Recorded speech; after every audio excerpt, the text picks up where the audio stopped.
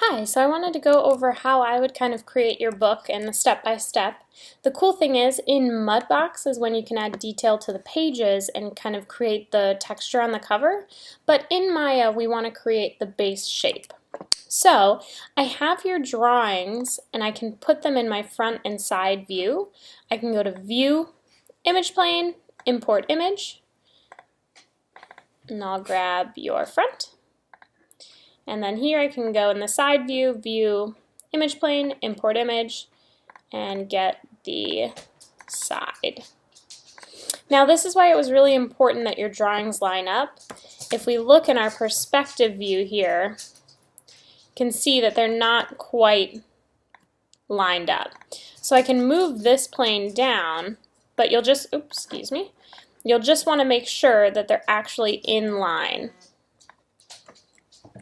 That'll make it easier for modeling. So luckily you're mainly starting with a cube, so we can do that. And with your front view you'd probably just want kind of a square anyway. It's more of a perspective that we can see the pages. But I can go into my front view and create a cube. I'm going to be using W, E, and R to get my move, rotate, and scale tools. And then I can kind of match this up to fit your drawing. Okay, now I'm keeping this very basic. This is going to be our low poly model, which just means the number of polygons or faces is low. You can see I've got this count up here. I can go to Display, Heads Up Display, and then Polycount, and that will bring this up. This is basically telling me how many faces I have. I've got 6. My image planes aren't counting, but because I only have a cube so far, I only have 6 faces. So that's keeping my polygon count low. Alright, so I'm going to go to my perspective view, and for the sake of just this learning tutorial, I'm going to delete your cover page or your image planes. I can tell my book is way too thick, so there we go. Alright, so I'm going to show you a bunch of different tools.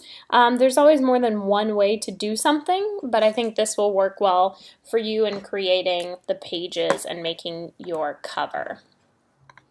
So, Edit Mesh is where a lot of our tools are going to be located.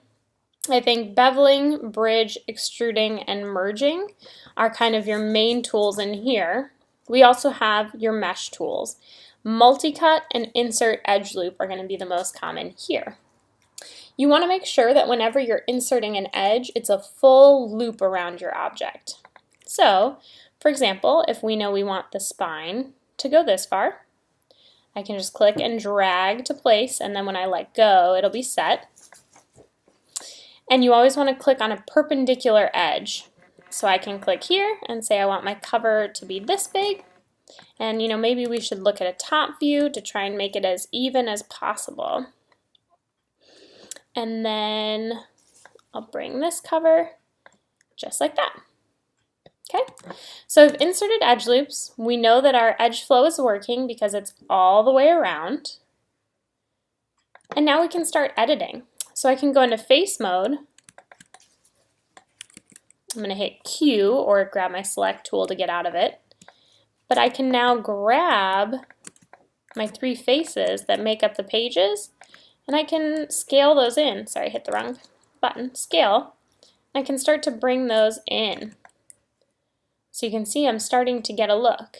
Now if you want, you can use just one part, and you can always use the move tool still. So just because I've got it scaled the way I want, and then I can move it back. And again, you may want to look in your top view to make sure when you're doing this, like maybe this looks a little bit too extreme, so I can bring back some of the thickness there. Now you may not like the angle that this comes back in. Maybe that's too sharp of an angle. Maybe you do like it. Completely up to you as the artist, but make sure to take a look at this from all different angles. If you want to smooth something out, so we can hit 3 on our keyboard. That is a big smooth. So eventually this is what your object would look like if you kept doing subdivisions in Mudbox. But we're going to keep those sharp edges. We can do an insert edge loop. You can kind of place it in your book's cover. Then you can always go in and grab vertices or edges. I'm going to grab these 2 edges and I'll hold Shift to grab more than one. And I can pull those out. So I've made my book, cover seem a little bit more realistic. And you can play around with how you want these edges to flow. So really keeping it a little bit more simplified, maybe I'll grab these back edges and I'll move them back a little to give some roundness. If you would like, you can insert an edge loop right down the center. And just to double check, I'm going to hit spacebar. I'm going to look at my side view. That actually looks pretty dead on, but you can adjust. And then you can decide if you want that cover part to come out. I can grab that edge and I can move that edge. All right, so I've created my book. It's simple, low poly, and ready to be edited in Mudbox. The one thing that I will need to do beforehand is unwrap it. So I can go into UV, and I've got a couple options here. Automatic, cylindrical, planar, spherical. So I'm just going to do an automatic. That's going to grab it from all 6 planes, 1, 2, 3, 4, top and bottom, which works well for a cube. Then we can go to UV and UV editor. And here's my book, all laid out. You can kind of, if you put your UVs to the side here, you can click on one and you can see what face that is. UVs are different than faces, only in the fact that it's the texture, not the model. All right. So then, you'll want to go into object mode, select it, make sure you've saved your scene. I generally do an increment in save, which would be, book 1, book 2, book 3, and so forth. Just in case I get a crash, I'm going to save mine. Then I'm going to go to File, Send to Mudbox, Send as New Scene.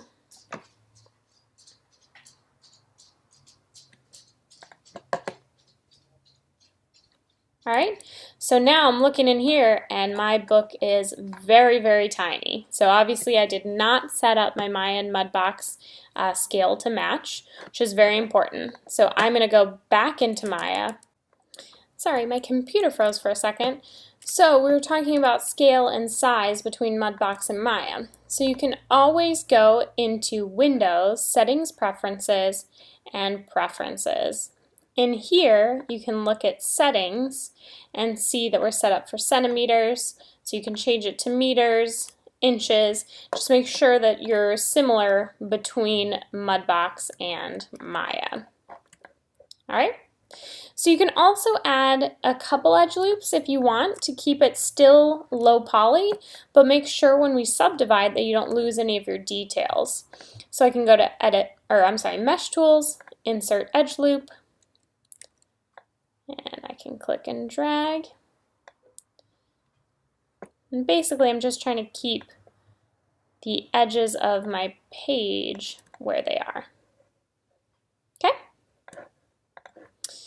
And again, you can always shape things differently. You can go into vertex mode and give it some, different style. If you don't want it, if you want it to look like something is bent or out of place, you can do that. Or you can leave it and do some of that in Mudbox. I'm going to go into object mode, File, Send to Mudbox, Send as New Scene.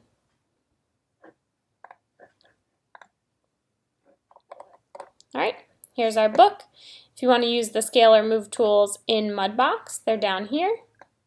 Just make sure you're grabbing proportionally. And then we can scale. Whoops.